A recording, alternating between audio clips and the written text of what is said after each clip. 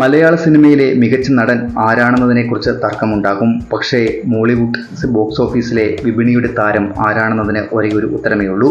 മലയാളത്തിൽ ഏറ്റവും കൂടുതൽ പ്രതിഫലം വാങ്ങുന്ന നടനാണ് ഈ 64-കാരൻ. മല്ലുവുഡിൽ ആദ്യമായി 1 കോടി രൂപ പ്രതിഫലം വാങ്ങിയ നടനും വേറാരുമല്ല.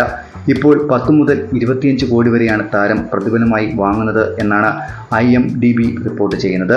മലയാളത്തിൽ 10 കോടിയിലധികവും അന്യഭാഷയിൽ 25 കോടിയുമാണ് മോഹൻലാൽ വാങ്ങുന്നത്. രണ്ടാം സ്ഥാനത്ത് മമ്മൂട്ടിയാണ്.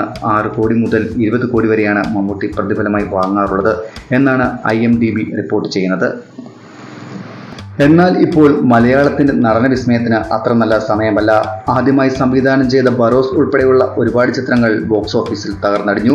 അതുകൊണ്ട് തന്നെ എമ്പുരാൻ മോഹൻലാലിനെ സംബന്ധിച്ചും തൻ്റെ താരസിംഹാസനം അരക്കിട്ട് ഉറപ്പിക്കാനുള്ള ചിത്രം കൂടിയാണ്. മോഹൻലാലിൻ്റെ കരിയർ പരിശോധിക്കുന്ന ആർക്കും മനസ്സിലാകും, സൂപ്പർ താര പദവി അദ്ദേഹത്തിന് തളികയിൽ വെച്ച് കിട്ടിയതല്ല. ഹിറ്റുകളെ പോലെ വമ്പൻ ഫ്ലോപ്പുകളും അദ്ദേഹത്തിൻ്റെ അഭിനയ ലോകത്ത് ഉണ്ടായിട്ടുണ്ട്. വീണും ഉരുണ്ടും പരാജയപ്പെട്ടും തിരിച്ചുവന്നും അയാൾ മലയാള സിനിമയിൽ കഴിഞ്ഞ 45 വർഷമായി നിറഞ്ഞു നിൽക്കുന്നു. 200 കോടിയിലേറെ മുടക്കിയെത്തുന്ന ബ്രഹ്മാണ്ഡ ചിത്രം എമ്പുരാൻ പാൻ ഇന്ത്യൻ തരംഗമാകുമോ, ലാലേട്ടൻ്റെ തിരിച്ചുവരമാകുമോ എന്നാണ് ഇപ്പോൾ ആരാധകർ കാത്തിരിക്കുന്നത്. 1980-ൽ ഫാസിലിൻ്റെ മഞ്ഞിൽ വിരിഞ്ഞ പൂക്കൾ എന്ന സിനിമയിലൂടെ വില്ലനായി വന്ന ആ 20 വയസ്സ് മാത്രം പ്രായമുള്ള പയ്യൻ ഇന്ന് മലയാള സിനിമയുടെ ചരിത്രം മാറ്റിക്കുറിച്ചിരിക്കുകയാണ്. പറയത്തക്ക ആഹാരഭംഗിയൊന്നും ഇല്ലാതെ, ശബ്ദഭംഗി ഇല്ലാതെ, അല്പം സ്ത്രൈണതയുള്ള ഒരു വില്ലൻ. പക്ഷേ വർഷങ്ങൾക്കുള്ളിൽ വേറെ ലെവലായി. വില്ലൻ വേഷങ്ങളിൽ നിന്ന് പതുക്കെ സഹനടനിലേക്ക്, അവിടെ നിന്ന് കോമഡി ചെയ്യാവുന്ന നായക വേഷങ്ങളിലേക്ക്. ഒരു വെള്ളിയാഴ്ച കണ്ട് ഒരു താരം പിറക്കുമെന്ന വെള്ളിത്തിരയിലെ ആപ്തവാക്യം ശരിയായ ദിവസമായിരുന്നു 1986 ജൂലൈ 17. എന്നാൽ അത് ഒരു വ്യാഴാഴ്ച ആയിരുന്നു എന്ന് മാത്രം. തമ്പി കണ്ണന്താനം സംവിധാനം ചെയ്ത രാജാവിൻ്റെ മകൻ എന്ന ചിത്രത്തിനായി ജനം ഇരമ്പിയാർത്തു. മലയാളി ആദ്യമായി മെഷീൻ ഗണ്ണ് കാണുന്നത് ഈ ചിത്രത്തിലൂടെയായിരുന്നു. മോഹൻലാൽ എന്ന നടൻ വെറും 26-ാം വയസ്സിൽ സൂപ്പർ സ്റ്റാർ എന്ന പദവിയിലേക്ക് എത്തുകയായിരുന്നു ഈ ചിത്രത്തിലൂടെ. തമ്പി കണ്ണന്താനം പ്രവചിച്ചത് തന്നെ സംഭവിച്ചു. ലാൽ സൂപ്പർ സ്റ്റാറായി. മലയാള സിനിമാ ചരിത്രത്തിൽ വേറെ ഒരു നടനും മോഹൻലാലിനെ പോലെ 26-ാം വയസ്സിൽ സൂപ്പർ സ്റ്റാർ ആയിട്ടില്ല. അന്ന് തൊട്ട് ഇന്ന് വരെ മലയാള സിനിമയുടെ സൂപ്പർ താരമാണ് അദ്ദേഹം. 40 വർഷത്തോളം നീണ്ടുനിന്ന താരസിംഹാസനം. ഇപ്പോൾ ഈ 64-ാം വയസ്സിലും ലാൽ സൂപ്പർ സ്റ്റാറാണ്. ഒരു മലയാള സിനിമ 1 വർഷം തിയേറ്ററിൽ ഓടുന്നത് സങ്കല്പിക്കാൻ കഴിയുമോ? മോഹൻലാൽ പ്രിയദർശൻ കൂട്ടുകെട്ടിൽ ഇറങ്ങിയ ചിത്രം എന്ന സിനിമ എറണാകുളം, തിരുവനന്തപുരം എന്നിവിടങ്ങളിലായി 365 ദിവസത്തിലധികം തുടർച്ചയായി പ്രദർശിപ്പിച്ച് ചരിത്രം സൃഷ്ടിച്ചു. മലയാളത്തിൽ ആദ്യമായി 1 കോടി രൂപ ഗ്രോസ് കളക്ഷൻ വന്ന പടം ലാൽ പ്രിയൻ കോംബോയിലെ കിലുക്കമായിരുന്നു. 91-ൽ എ ക്ലാസ് തിയേറ്ററുകളിൽ നിന്ന് മാത്രം 1 കോടി രൂപ ഗ്രോസ് കളക്ഷൻ നേടുക എന്നത് അത്ഭുതമായിരുന്നു. കോടികളുടെ കിലുക്കവുമായാണ് മലയാള സിനിമ അന്ന് വിജയിച്ചത്. പിന്നീട് മണിച്ചിത്രത്താഴ് എന്ന ഫാസിൽ ചിത്രവും 1 വർഷം പ്രദർശിപ്പിച്ച് റെക്കോർഡിട്ടു. ഈയിടെ IMDbയുടെ റിപ്പോർട്ടിൽ പറയുന്നത് മലയാള സിനിമയുടെ ചരിത്രത്തിൽ ഏറ്റവും കൂടുതൽ ആളുകൾ കണ്ട സിനിമയും മണിച്ചിത്രത്താഴ് ആണ് എന്നതാണ്. അതുപോലെ തന്നെ മലയാള ബോക്സ് ഓഫീസിലെ ഒരു മൈൽ സ്റ്റോൺ ആയിരുന്നു 2000-ൽ ഇറങ്ങിയ നരസിംഹം. 22 കോടിയിലേറെ നേടിയ ഈ ചിത്രം 10 കോടിയോളമാണ് ലാഭമുണ്ടാക്കിയത്. അതുപോലെ ആറാം തമ്പുരാനും തേന്മാവിൻ കൊമ്പത്തുമടക്കം എത്രയെത്ര ഹിറ്റുകൾ.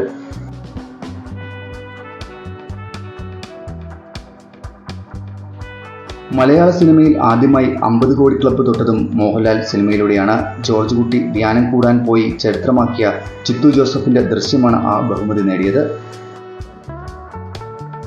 ദൃശ്യത്തിൻ്റെ റീമേക്ക് ഇന്ത്യയിലെ എല്ലാ ഭാഷകളിൽ മാത്രമല്ല, ചൈനയിലും കൊറിയയിലും വരെ വന്നു. മലയാള സിനിമ 100 കോടി ക്ലബ്ബിലെത്തിക്കാനും മോഹൻലാൽ വേണ്ടി വന്നു. വൈശാഖിൻ്റെ പുലിമുരുകനിൽ 56-ാം വയസ്സിലാണ് ഡൂപ്പ് പോലുമില്ലാതെ ലാലേട്ടൻ ആക്ഷൻ ചിത്രങ്ങൾ തീപ്പൊരിയാക്കിയത്. പിന്നീട് 2019-ൽ പുറത്തിറങ്ങിയ ലൂസിഫറിലൂടെ മലയാള സിനിമ 175 കോടിയാണ് നേടിയത്. മലയാള സിനിമയെ ഗ്ലോബൽ പ്ലാറ്റ്ഫോമിലേക്ക് എത്തിച്ചതും മോഹൻലാൽ തന്നെയാണ്.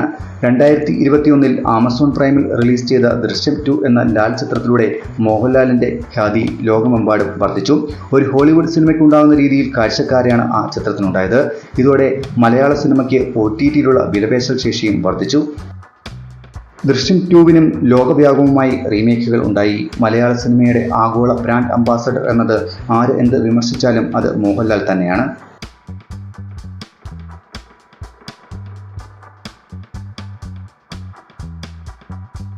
മലയാളത്തിൽ ഏറ്റവും ഫാൻ ബേസുള്ള നടൻ ആണെങ്കിലും ലാലേട്ടന് തുടക്കം മുതൽ തന്നെ വലിയൊരു വിഭാഗം ഹേറ്റേഴ്സും ഉണ്ടായിരുന്നു. സോഷ്യൽ മീഡിയ ഒന്നും ഇല്ലാതിരുന്ന അക്കാലത്ത് അവർ അപവാദങ്ങൾ കരക്കമ്പിയായാണ് പ്രചരിപ്പിച്ചത്. 86 മുതൽ 96 വരെയുള്ള ആദ്യ 10 വർഷങ്ങൾ മോഹൻലാലിന്റെ താരസിംഹാസനത്തിന് ഇളക്കം തട്ടാത്ത കാലമായിരുന്നു. സിബി മലയിൽ, ലോഹിതദാസ്, പത്മരാജൻ, കമൽ, പ്രിയദർശൻ തുടങ്ങിയ നല്ല ഫിലിം മേക്കേഴ്സിന്റെ കീഴിൽ ലാൽ തുടർച്ചയായി വിജയ ചിത്രങ്ങൾ ഉണ്ടാക്കിയ കാലം. പക്ഷേ 96-ൽ കഥ മാറി. ആ വർഷം കാലാപാനി, പ്രിൻസ് എന്നീ 2 ചിത്രങ്ങളിൽ മാത്രമാണ് അദ്ദേഹത്തിൻ്റെതായി പുറത്തു വന്നത്. അതിൽ കാലാപാനി വിജയമായിരുന്നെങ്കിലും വലിയ മുടക്കുമുതൽ മൂലം നിർമ്മാതാക്കൾക്ക് കാര്യമായ ലാഭമുണ്ടായില്ല. പക്ഷേ ദി പ്രിൻസ് എന്ന ചിത്രം മോഹൻലാലിന്റെ ആരാധകരെ ഞെട്ടിച്ചു കളഞ്ഞു. അതിൽ മോഹൻലാലിന്റെ ചിരപരിചിതമായ ശബ്ദമായിരുന്നില്ല പ്രേക്ഷകർ കേട്ടത്. ചിത്രം മോഹൻലാലിന്റെ സിനിമാ ജീവിതത്തിലെ ഏറ്റവും വലിയ പരാജയമായി. അതോടെ അഭ്യൂഹങ്ങളും പരന്നു. മോഹൻലാലിന്റെ തൊണ്ടയിൽ ക്യാൻസറാണ്, സംസാരശേഷി പൂർണ്ണമായും നഷ്ടമാകും, ഇതാണ് ശബ്ദത്തിലെ മാറ്റം എന്നിങ്ങനെ കരക്കമ്പികൾ സോഷ്യൽ മീഡിയ ഇല്ലാതിരുന്ന കാലത്ത് പരന്നു. കുടുംബ സദസ്സുകളിൽ നിന്ന് വരെ മോഹൻലാൽ എന്ന നടൻ ഔട്ടായി പോകുമോ എന്ന ചർച്ചയായിരുന്നു മലയാളത്തിന്റെ എക്കാലത്തെയും പ്രിയപ്പെട്ട കാമുകന് എയ്ഡ്സ് രോഗം ആണെന്ന് വരെ ഹേറ്റേഴ്സ് പ്രചരിപ്പിച്ചു. പക്ഷേ ഇതൊന്നുമായിരുന്നില്ല പ്രിൻസിലെ ശബ്ദത്തിന്റെ പ്രശ്നം. അത് തമിഴ്, തെലുങ്ക് സിനിമയിലെ ചില ടെക്നീഷ്യൻസിന്റെ സൗണ്ട് മിക്സിങ്ങിന്റെ പ്രശ്നമാണെന്ന് മോഹൻലാൽ തന്നെ പിന്നീട് വെളിപ്പെടുത്തിയിരുന്നു. പ്രിൻസിന് ശേഷം വന്ന IV ശശിയുടെ വർണ്ണപ്പകിട്ടിനും ലാൽ ഫാൻസിനെ തൃപ്തിപ്പെടുത്താൻ ആയില്ല. അതോടെ ലാൽ ഔട്ടെന്ന പ്രചരണം ഒരു കൂട്ടർ ശക്തമാക്കി. പക്ഷേ കൃത്യം 1 വർഷത്തിന് ശേഷം 1997 സെപ്റ്റംബർ 5-ന് മലയാളത്തിലെ ഏറ്റവും വലിയ ഹിറ്റ് കോംബോ ആയ പ്രിയൻ മോഹൻലാൽ കൂട്ടുകെട്ടിൽ ചന്ദ്രലേഖ റിലീസാകുന്നു. ശബ്ദം പോയി എന്ന് പറഞ്ഞ് മറ്റുള്ളവർ തളർത്താൻ ശ്രമിച്ച ആ മനുഷ്യൻ അതേ ശബ്ദം കൊണ്ടും കുടുംബ സദസ്സുകൾ അയാളിൽ കാണാൻ കൊതിച്ച് തലകുത്തി മറിച്ചിലും തമാശകൾ കൊണ്ടും തിയേറ്ററിൽ പൊട്ടിച്ചിരി ഉണ്ടാക്കുന്നു. സിനിമ സൂപ്പർ ഹിറ്റായതോടെ വിവാദങ്ങൾ കാറ്റിൽ പറന്നു. അതുപോലെ 2003-ലാണ് ലാലേട്ടൻ മറ്റൊരു ഔട്ടാകൽ ഭീഷണി അതിജീവിച്ചത്. തുടർച്ചയായി അദ്ദേഹത്തിന്റെ ചിത്രങ്ങൾ പൊട്ടുന്ന കാലമായിരുന്നു അത്. 2001-ൽ പ്രേക്ഷകർ ഏറ്റവും കൂടുതൽ കാത്തിരുന്ന സിനിമയായിരുന്നു രഞ്ജി പണിക്കർ ജോഷി കൂട്ടുകെട്ടിൽ പുറത്തിറങ്ങിയ പ്രജ. അത് പരാജയമായിരുന്നു. ലാൽ ഫാൻസിന് അത് വലിയ ഷോക്കായി. പിന്നീട് തുടർച്ചയായ ഫ്ലോപ്പുകൾ. 2002-ൽ പുറത്തിറങ്ങിയ ലാലിന്റെ 3 ചിത്രങ്ങളും ഒന്നാമൻ, താണ്ഡവം, ചതുരംഗം എന്നിവ പരാജയപ്പെട്ടു. ഇതിൽ ഒന്നാമനായിരുന്നു ബാലതാരമായ പ്രണവ് മോഹൻലാൽ അരങ്ങേറിയത്. മോഹൻലാലിനെ 26-ാം വയസ്സിൽ സൂപ്പർ സ്റ്റാർ ആക്കിയ തമ്പി കണ്ണന്താനമായിരുന്നു സംവിധാനം. എന്നിട്ടും ചിത്രം പൊട്ടി. താണ്ഡവം ഷാജി കൈലാസിന്റെയും ചതുരംഗം K മധുവിന്റെയും ചിത്രമായിരുന്നു. എല്ലാവരും കഴിവ് തെളിയിച്ചവർ. എന്നിട്ടും പടങ്ങൾ പൊളിഞ്ഞുപോയി. 2003-ൽ തുളസീദാസ് സംവിധാനം ചെയ്ത മിസ്റ്റർ ബ്രഹ്മചാരി എന്ന ചിത്രവും 8 നിലയിൽ പൊട്ടി. പിന്നീട് മോഹൻലാൽ രക്ഷകനായി വന്നത് പ്രിയദർശന്റെ കിളിച്ചുണ്ടൻ മാമ്പഴമായിരുന്നു.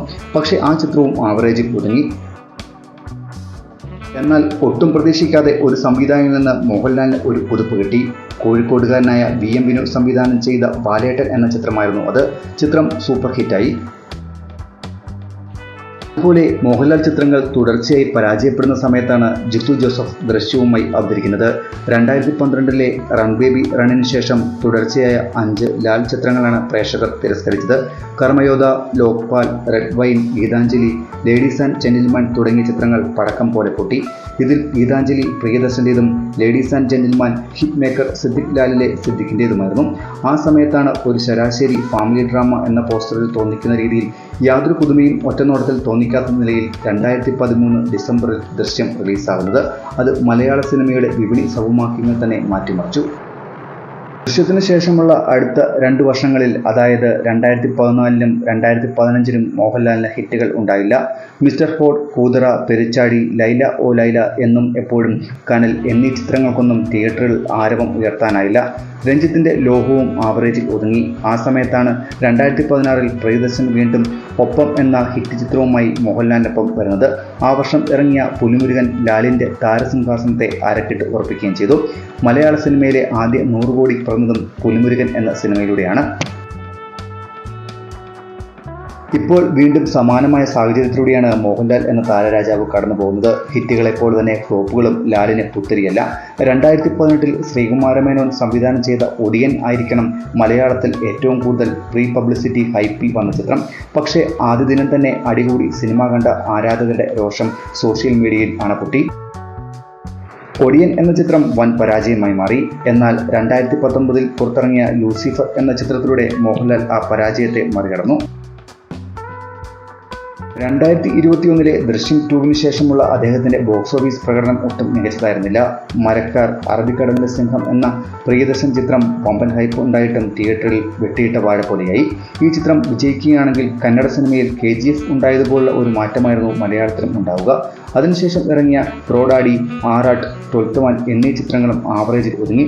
തുടർന്നിറങ്ങിയ മോൺസ്റ്ററും പരാജയമായി. 2023 പുറത്തിറങ്ങിയ ജിത്തു ജോസഫ് ചിത്രം നേരാണ് പിന്നീട് മോഹൻലാലിന് ആശ്വാസം നൽകിയ മറ്റൊരു ചിത്രം. പിന്നീട് 2024 വമ്പൻ ഹൈപ്പോടുകൂടി വന്ന ലിജോ ജോസ് പെല്ലിശ്ശേരി ചിത്രം മലേക്കോട്ടെ വാലിബനും 8 നിലയിൽ പൊട്ടി. പിന്നീട് വന്ന ബറോസ് ആണ് മോഹൻലാലിന് പേരുദോഷം ഏൽപ്പിച്ച മറ്റൊരു ചിത്രം. സ്വന്തമായി സംവിധാനം ചെയ്ത ചിത്രമെന്ന നിലയിൽ വമ്പൻ ഹൈപ്പിലായിരുന്നു ചിത്രം ഇറങ്ങിയത്. പ്രേക്ഷകർ ഏറെ പ്രതീക്ഷയിലായിരുന്നു. പക്ഷേ ചിത്രവും പരാജയപ്പെട്ടു. അങ്ങനെ മോഹൻലാൽ എന്ന മലയാളത്തിൻ്റെ ഏറ്റവും വലിയ ബ്രാൻഡ് വീണ്ടും ഒരു പ്രതിസന്ധിയിൽ നിൽക്കുന്ന സമയത്താണ് ലൂസിഫറിൻ്റെ 2ാം ഭാഗവുമായി 200 കോടിയുടെ വമ്പൻ ബജറ്റിൽ എമ്പുരാൻ എത്തുന്നത്. പൃഥ്വിരാജിൻ്റെ സംവിധാനവും മുരളി ഗോപിയുടെ രചനയും വൻ താരനിരയുമൊക്കെ ചിത്രത്തെ ശ്രദ്ധേയമാക്കുന്നുണ്ട്. മലയാള സിനിമയുടെ ഗതി നിർണ്ണയിക്കുന്ന ചിത്രം കൂടിയാവും ഇത്.